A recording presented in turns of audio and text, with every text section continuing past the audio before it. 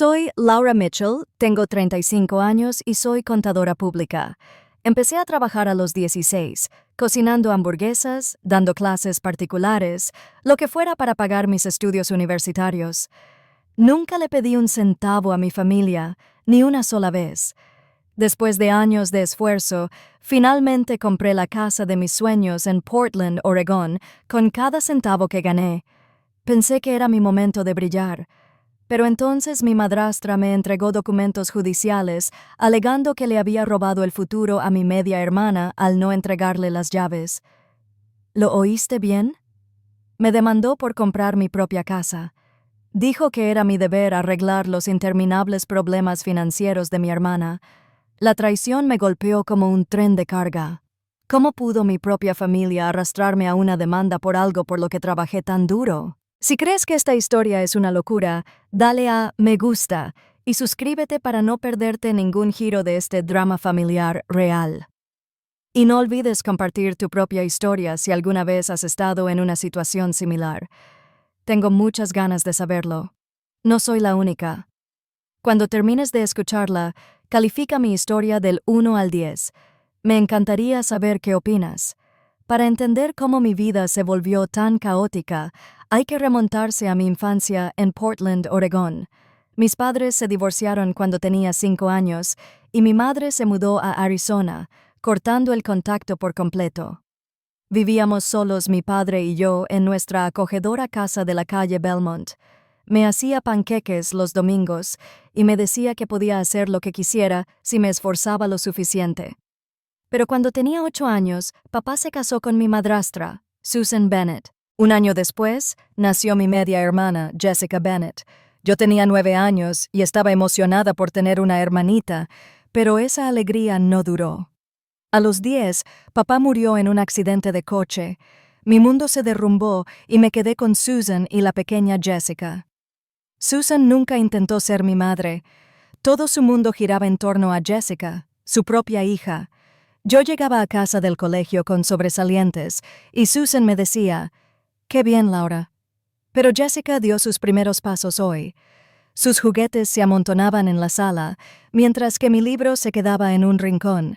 Susan le compraba a Jessica sus vestidos brillantes para el kinder, pero yo conseguía ropa de segunda mano en tiendas de segunda mano.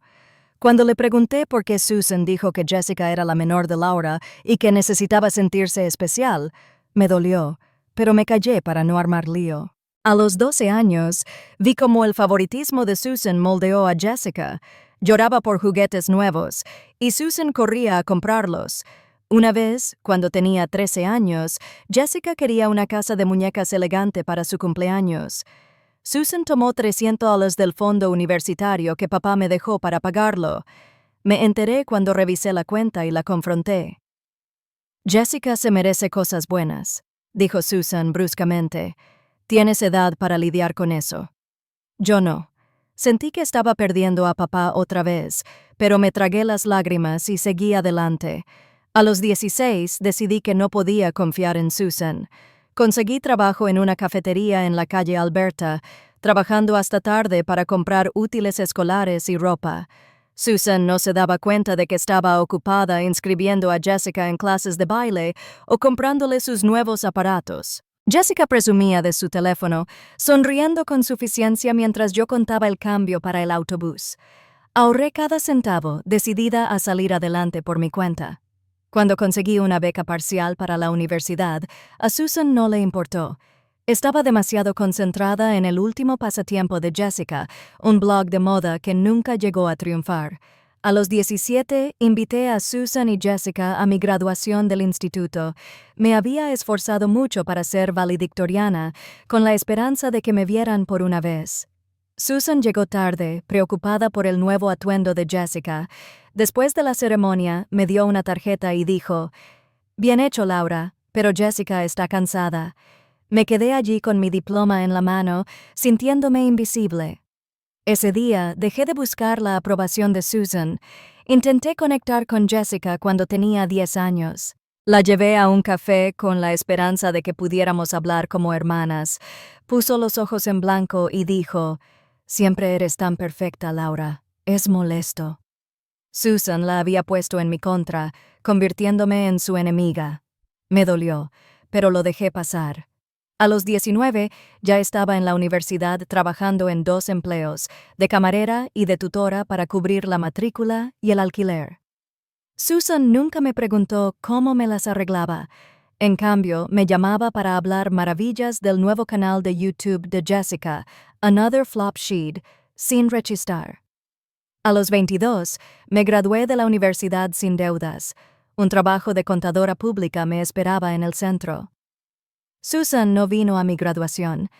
Estaba ocupada rescatando la fallida tienda de ropa online de Jessica. Los vecinos la oían presumir: Jessica va a ser una estrella, mientras que yo solo era Laura, la responsable. Esos años me enseñaron que no podía contar ni con Susan ni con Jessica. La familia no se trataba de sangre, se trataba de quién te apoyaba. Seguí adelante con esa lección, construyendo mi vida paso a paso hasta el día en que compré mi casa. Comprar mi casa debía ser un nuevo comienzo, un momento para celebrar todo por lo que había trabajado.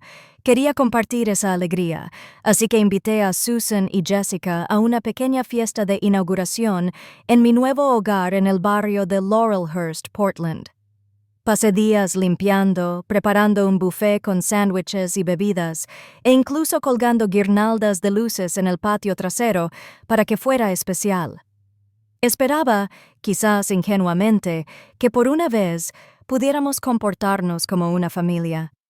Mi novio, Michael Grant, un maestro de 3er grado con un don para mantener la calma, me ayudó a preparar todo y prometió apoyarme.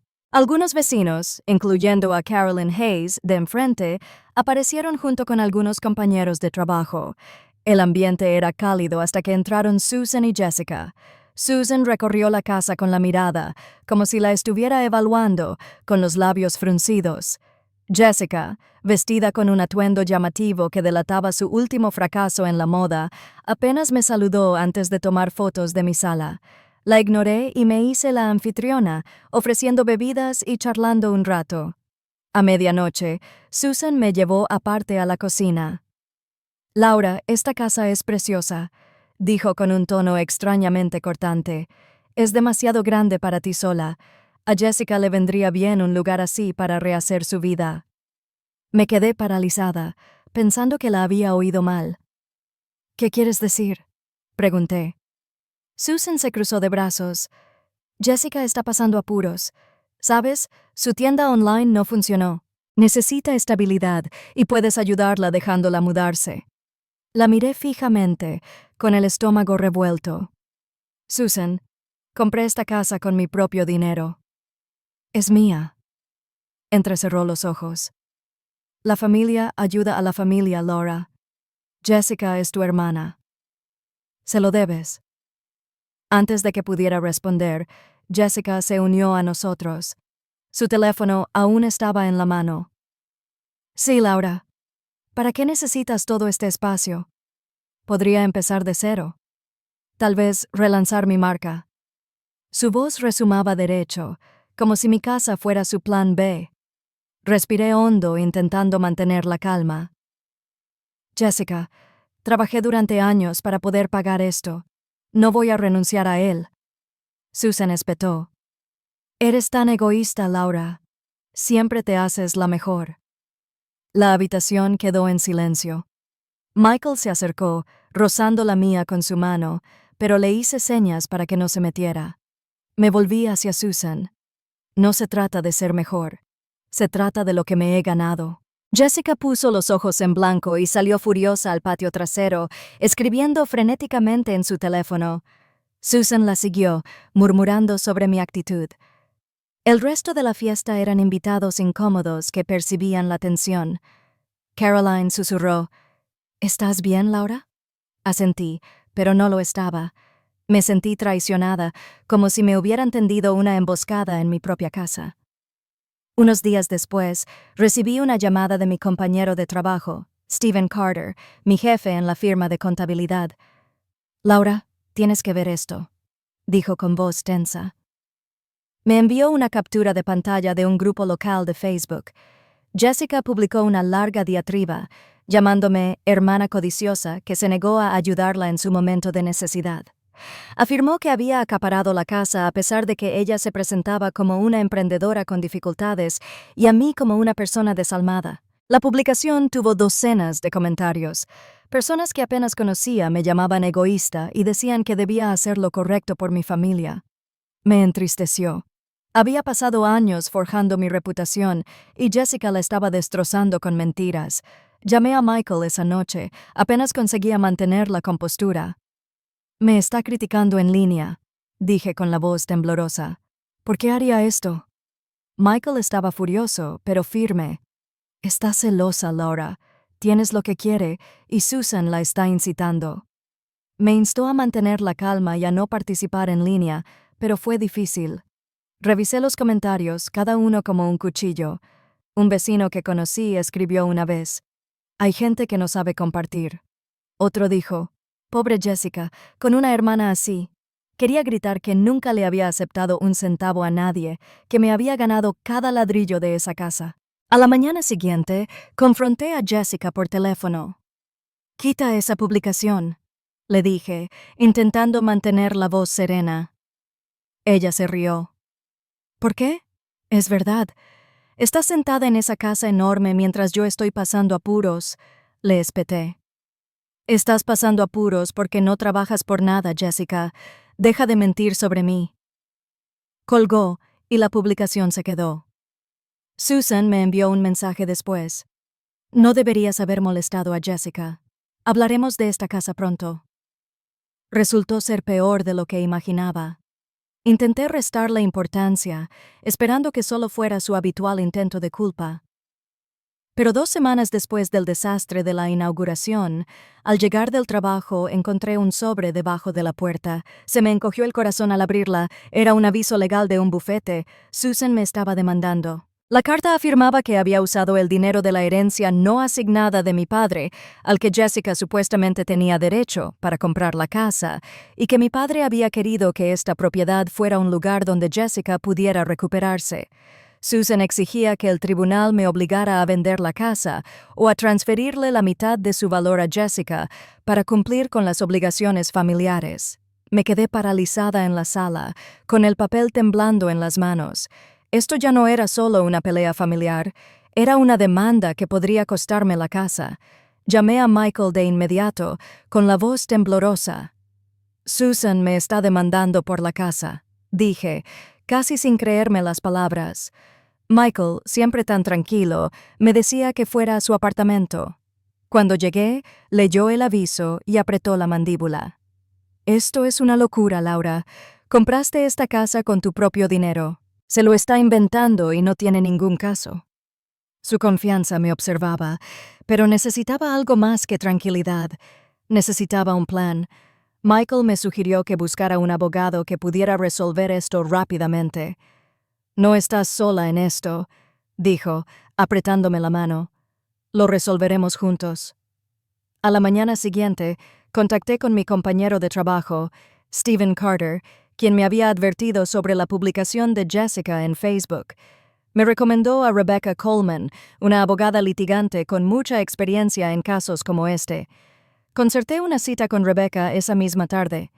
Su oficina en el centro era un lugar sencillo, con montones de archivos por todas partes y una taza de café en su escritorio que decía: «Justicia hecha, cuéntame todo lo que Rebecca dijo con la pluma sobre un bloc de notas». Se lo conté todo, mis años ahorrando, cómo compré la casa por mi cuenta, la pelea en la inauguración de la casa y la exigencia de Susan de que Jessica se mudara con ella.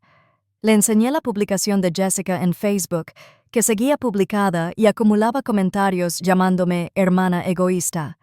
Rebecca entrecerró los ojos. «Esto es acoso y está dañando tu reputación. También lo abordaremos en el tribunal», dijo con firmeza. Explicó que el caso de Susan se basaba en una afirmación poco sólida de que mi padre habría querido que yo apoyara a Jessica con la casa, basándose en una vaga promesa que Susan afirmaba haberle hecho antes de morir. No había testamento ni contrato, solo la palabra de Susan.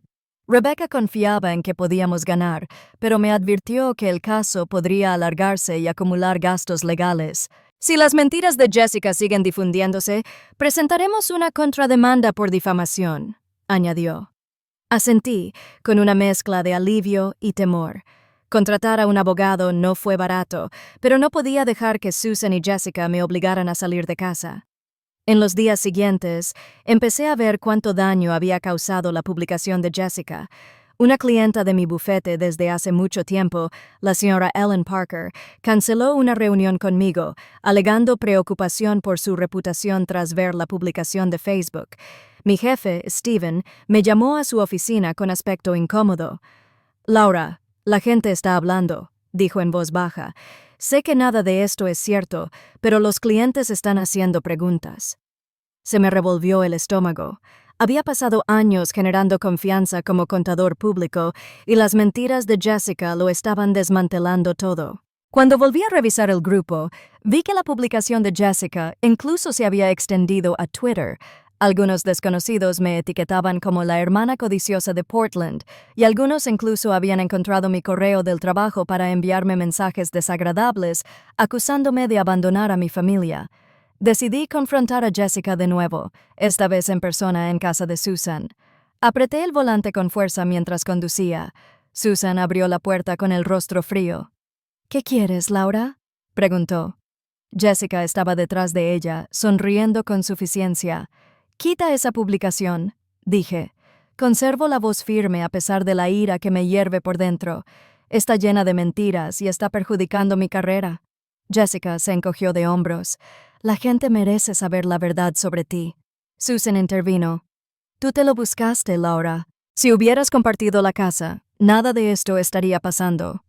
Me quedé de piedra. Estaban insistiendo, culpándome por sus acciones. Me di la vuelta y me quedé con el corazón acelerado, sabiendo que esto era solo el principio. De vuelta en casa, Michael me ayudó a redactar una respuesta formal al aviso legal que negaba todas las reclamaciones de Susan. Rebecca la presentó al día siguiente junto con una moción para desestimar el caso, argumentando que Susan carecía de fundamento legal. También me aconsejó que documentara todo, mensajes, correos, incluso la publicación de Jessica como prueba. Pasé noches enteras revisando los comentarios, guardando capturas de pantalla de los peores. Mi vecina Carolyn Hayes pasó a ver cómo estaba. «Vi lo que Jessica escribió», dijo, negando con la cabeza. «Es cruel. No te mereces esto». Su apoyo era fundamental, pero el peso de la demanda y la humillación pública me estaban aplastando. A medida que pasaban las semanas, me preparaba para lo que se avecinaba. Rebecca me advirtió que el abogado de Susan insistía en una fecha de juicio próxima y que debíamos estar preparados. En el fondo, no podía quitarme la sensación de que había algo más, que la desesperación de Susan por conseguir mi casa para Jessica no se debía solo a la familia. A medida que se acercaba la fecha del juicio, la presión se hacía más pesada con cada respiración. Cada vez que miraba la pila de documentos legales sobre mi escritorio, sentía que me hundía aún más en una pesadilla sin salida. Mi abogada, Rebecca Coleman, pasó horas preparándome para el juicio, machacándome con cada detalle de cómo había comprado mi casa. «Cíñete a los hechos», me dijo. «Te lo has ganado. No tienen derecho a reclamar». Michael estuvo a mi lado durante todo el proceso, trayéndome café durante las sesiones preparatorias nocturnas y recordándome que no estaba sola. Cuando por fin llegó el día, entré al juzgado del condado de Multnomah con un nudo en el estómago, pero con la cabeza bien alta. La sala era más pequeña de lo que esperaba, con bancos de madera y una jueza de aspecto severo, Patricia Evans, presidiendo. Susan se sentó frente a mí, con expresión fría y decidida, flanqueada por su abogado, Daniel Foster, un hombre enjuto y fibroso con una sonrisa forzada. Jessica también estaba allí, evitando mi mirada con nerviosismo. Rebecca se inclinó y susurró: «Tranquila, lo tenemos todo bajo control». El juez Evans abrió la sala y comenzó la batalla. Daniel empezó con una historia que conmovía profundamente. Afirmó que mi padre quería que la herencia familiar se compartiera y que yo me había enriquecido injustamente usando fondos que deberían haber pertenecido a Jessica para comprar la casa. Argumentó que mi compra fue injusta, dejándola sin nada, e instó al tribunal a proteger su parte legítima, ordenándome vender o transferir la mitad del valor de la casa. Incluso citó una vaga promesa que supuestamente hizo mi padre antes de morir sobre proporcionarle a Jessica un lugar estable donde vivir. Apreté los puños bajo la mesa mientras Rebecca objetaba, alegando que era un rumor. La jueza Evans admitió la objeción con el rostro impasible. Cuando nos tocó el turno, Rebecca fue implacable. Me mostró mis extractos bancarios, recibos de sueldo y registros de hipoteca, demostrando sin lugar a dudas que cada centavo utilizado para comprar mi casa provenía de mis propios ingresos y ahorros. Mi clienta, Laura Mitchell, trabajó durante años para comprar esta propiedad, dijo Rebecca con voz firme y mesurada. No hay constancia de ningún acuerdo familiar, ni testamento, ni documentación de herencia compartida. La reclamación de la demandante es infundada. Entonces me llamó al estrado. Le conté mi trayectoria, trabajando desde los 16 años, pagando mis estudios universitarios y sin pedir ayuda a nadie. Conservé la voz, aunque me temblaban ligeramente las manos en el estrado. Al otro lado de la habitación, Susan me fulminaba con la mirada con los labios fruncidos, y Jessica jugueteaba con su teléfono, visiblemente ansiosa. El interrogatorio fue brutal. Daniel intentó tergiversar mis palabras. ¿No sabías que Jessica tenía problemas económicos?, preguntó. ¿No sientes el deber de ayudar a tu hermana, dado lo que tu padre habría querido? Sostuve su mirada y respondí con firmeza. Jessica es adulta. Trabajé duro por mi casa. Ella puede hacer lo mismo. Rebecca sonrió con sorna mientras el juez Evans arqueaba una ceja. Daniel insistió en el argumento de la obligación familiar, pero sin pruebas contundentes, sin testamento, sin documento fiduciario, sin testigos creíbles, fracasó. La moción de Rebecca para desestimar la reclamación de la herencia cobraba fuerza a cada minuto. El verdadero punto de inflexión llegó cuando Jessica subió al estrado. Rebecca había investigado. Señora Bennett, Rebecca empezó. ¿Puede explicar por qué cree que tiene derecho a alguna parte de la propiedad de mi cliente?, balbuceó Jessica, repitiendo lo que dijo Susan sobre los deseos de su padre y el deber familiar. Entonces Rebecca asestó el golpe. Es cierto que su negocio de ropa en línea quebró el año pasado, dejándola con $20,000 en deudas impagas. La sala quedó en silencio. El rostro de Jessica se sonrojó. Eso no importa, murmuró. Rebecca insistió, mostrando documentos de la empresa fallida de Jessica. Solo facturas impagas, correos electrónicos de acreedores y extractos bancarios que mostraban su cuenta en descubierto. Su señoría, los demandantes no buscan justicia. Rebecca argumentó. Intentan usar la casa de mi cliente para cubrir las deudas personales de Jessica Bennett de un negocio fallido. El abogado de Susan se opuso, pero el juez Evans admitió la prueba. Su mirada se desvió bruscamente hacia Susan, quien se removió incómoda en su asiento. Volví a mirar a Michael en la galería. Me dedicó un sutil asentimiento, con orgullo brillando en sus ojos. Susan fue la siguiente en ser llamada al estrado. Intentó parecer santurrona, alegando que estaba protegiendo el futuro de Jessica y que yo había deshonrado la memoria de mi padre al no compartir la casa. Rebecca interrumpió con precisión. La señora Bennett, ¿alguna vez contribuiste económicamente a la educación de Laura o a la compra de su casa?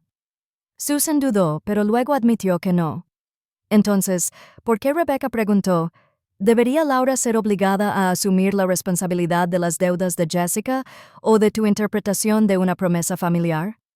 Susan titubeó, murmurando algo sobre lealtad familiar, pero era evidente que la base de su caso se estaba desmoronando.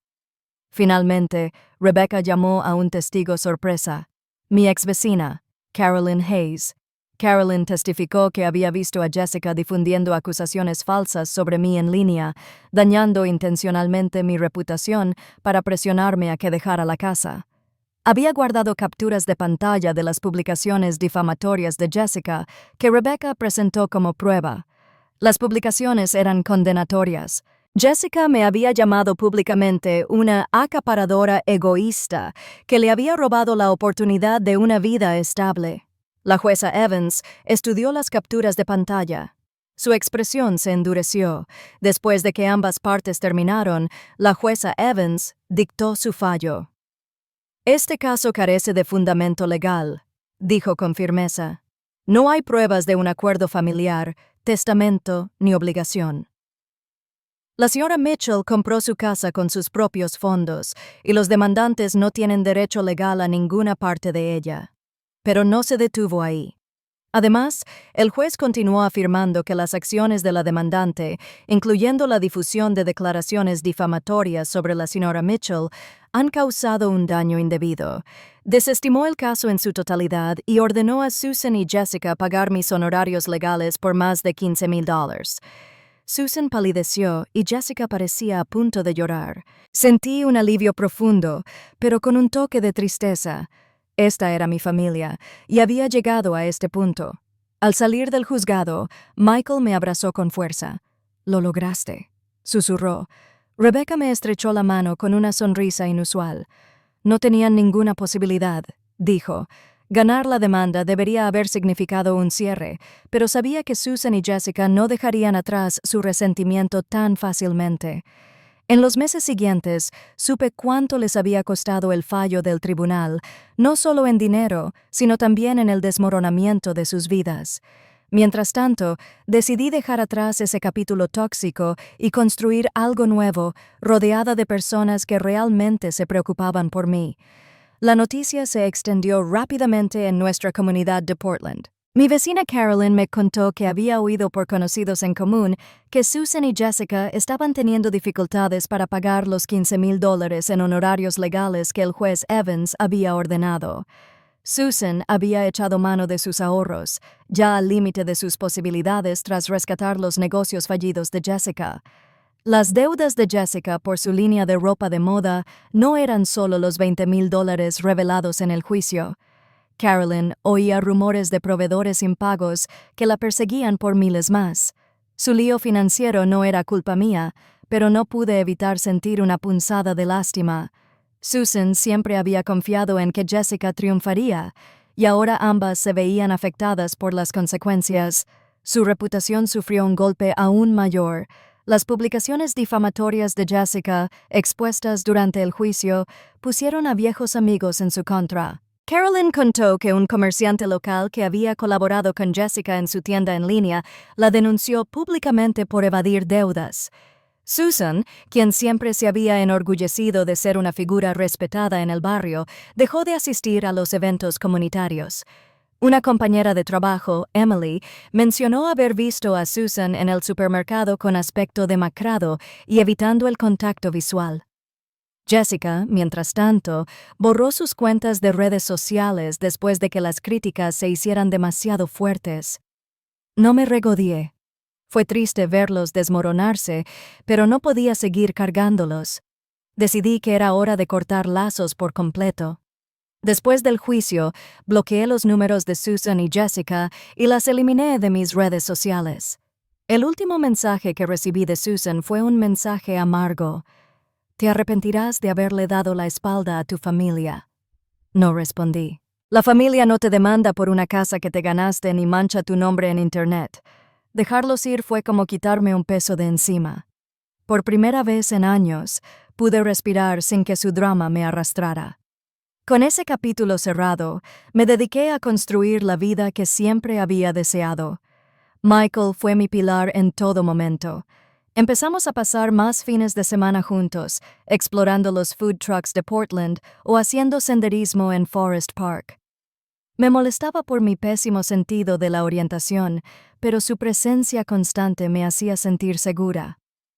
Una noche, comiendo tacos en un restaurante de la calle Alberta, me miró y me dijo: Eres más fuerte de lo que crees, Laura. Estoy orgulloso de ti. Esas palabras me impactaron más de lo que esperaba, y me di cuenta de que me estaba enamorando de él de una forma que jamás creí posible. Carolyn se convirtió en algo más que una vecina. Se convirtió en una verdadera amiga. Solía venir a mi casa con galletas caseras, insistiendo en que necesitaba un descanso del trabajo. Nos sentábamos en mi porche a reírnos de su peculiar club de lectura o a compartir historias de nuestras vidas. Me presentó a su amigo David Martínez, un fotógrafo local que había oído hablar de mi terrible experiencia. David se ofreció a publicar mi historia en un boletín comunitario, presentándola como una historia de resiliencia. Dudé, pues no quería más atención, pero Carolyn me convenció.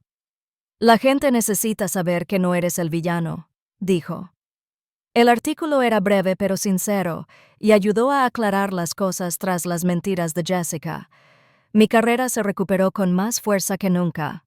Después del juicio, me reuní con mi jefe, Stephen Carter, para abordar el daño causado por las publicaciones de Jessica. Me apoyó y me aseguró que la firma valoraba mi trabajo. Acepté clientes más importantes, incluyendo una organización sin fines de lucro local que elogió mi atención al detalle. Emily, mi compañera de trabajo, me invitó a su equipo de trivia en un bar del centro. Allí conocí a un grupo de amigos suyos, gente divertida y con los pies en la tierra, a quienes no les importaba mi drama familiar. Pasábamos los jueves por la noche riéndonos con preguntas incomprensibles y empecé a sentir que pertenecía a un lugar nuevo. También empecé a invertir en mi casa, haciéndola realmente mía. Michael me ayudó a pintar la sala de un azul suave y construimos un pequeño jardín en el patio trasero plantando hierbas y flores. Carolyn sugirió organizar una barbacoa para celebrar y me encantó la idea. No fue nada comparado con el desastre de la inauguración de la casa. Solo buenos amigos, buena música y sin expectativas. Emily trajo su famosa ensalada de papa. David tomaba fotos y Michael atendía la parrilla, bromeando sobre sus habilidades culinarias. Por primera vez, mi casa se sentía como un hogar lleno de gente que me apoyaba. En retrospectiva, la demanda fue un punto de inflexión doloroso pero necesario. Me obligó a ver a Susan y Jessica como eran, personas que nunca me valorarían como merecía. Dejarlas de lado no fue fácil, pero me dio espacio para crecer. Había pasado tanto tiempo luchando por demostrar mi valía, primero de niña, luego con sus mentiras y amenazas legales. Ahora, ya no tenía más que demostrar nada. Un año después de la victoria judicial, estaba en un pequeño jardín de Portland, con el corazón acelerado mientras me ajustaba el encaje del vestido. Hoy era el día de mi boda, y Michael, ahora mi prometido, me esperaba en el altar, con una sonrisa más radiante que el sol de julio. El pasado había sido una tormenta. La demanda de Susan, las mentiras de Jessica, años de drama familiar, pero había salido fortalecida. Este momento, rodeada de personas que me amaban, era la prueba de que había construido una vida que merecía la pena celebrar. La ceremonia fue sencilla pero perfecta. Carolyn, mi vecina, ahora mi mejor amiga, me ayudó a planificar cada detalle, desde los ramos de flores silvestres hasta la suave música del cuarteto de cuerdas. Mi compañera de trabajo, Emily, fue mi dama de honor. Su risa me mantuvo tranquila mientras me preparaba. David, el fotógrafo que compartió mi historia en el boletín comunitario, capturó cada momento de su cámara mientras caminaba hacia el altar. Al llegar junto a Michael, me tomó de la mano y me susurró, «Eres mi hogar, Laura». Casi lloré en ese mismo instante.